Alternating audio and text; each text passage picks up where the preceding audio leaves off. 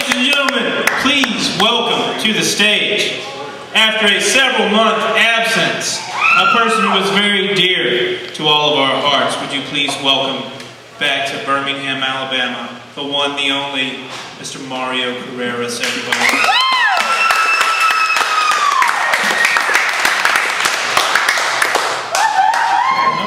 Give up on the quality, okay? There's no tripod. Mario, everybody! Oh man, thank you guys so much. It is so good to be fucking back home in a place with some fucking diversity, man. I moved to Orlando about 5.5 months ago, and I thought it was just going to be this great, diverse experience. And I get there and I find out that only 2 kinds of people live in Orlando. Fucking gays and foreigners. So it's really good to see some white faces in the crowd tonight. Let me just say that tonight, okay?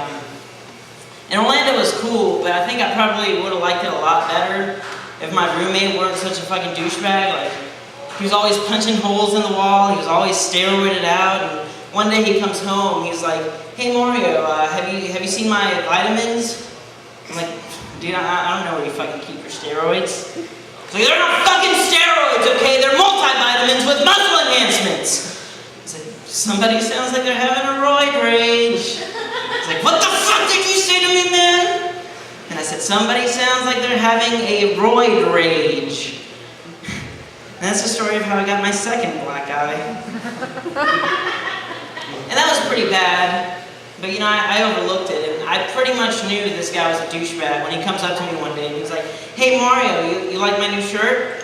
I'm like, "Yeah, Josh, it's a pretty cool shirt." He's like, "Really? Well, since I've had it, I've had sex over 11 times.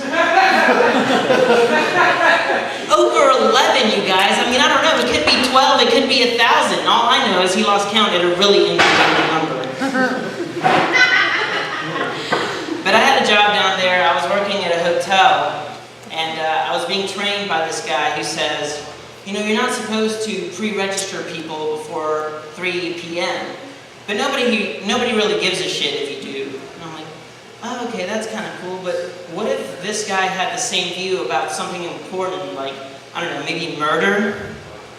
Oh, the government says you're not supposed to, but sometimes on my day off, I just like to stab a motherfucker." What about rape, you know? Like, that's a big deal. What about stealing sandwiches, you know? For all I know, I'm being trained by a fucking murder-raping sandwich thief, you know? Then he invites me over to his house, and I was like, I have no friends, so I go over. And he's got like all these kinds of like muscle-building magazines. He's got fucking like deer all over the wall that he's killed and stuff, which really does not help my murder-raping sandwich thief image of this guy in the first place, you know? And he's like, "Hey man, you want to see my guns?" And since he's got all these muscle magazines, I'm assuming he's going to flex for me or something, you know? And it's a little homophobic, but I'm, "Oh yeah, I want to see your guns." He pulls out a fucking Glock, a fucking Winchester, and a goddamn Super Soaker, you know? I'm like, "What the fuck, man? It's an SP-20, you know?" So he starts pumping that bitch up and squirting me in the face. I'm like, "No!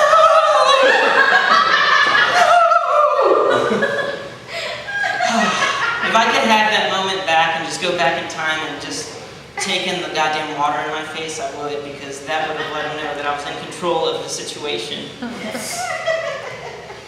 But he could sense the tension afterwards, so he says, "Hey man, you want to smoke some weed?" And I was like, "Fuck yeah, I do."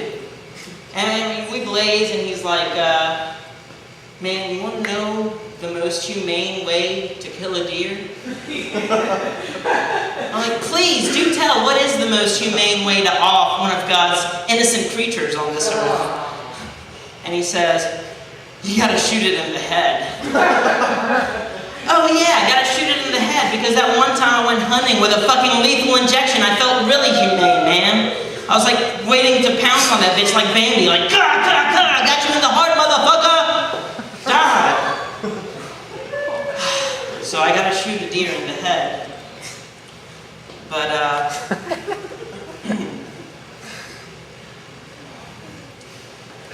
I left his place, very sad about being me. And I went to Walmart because I was trying to feel better.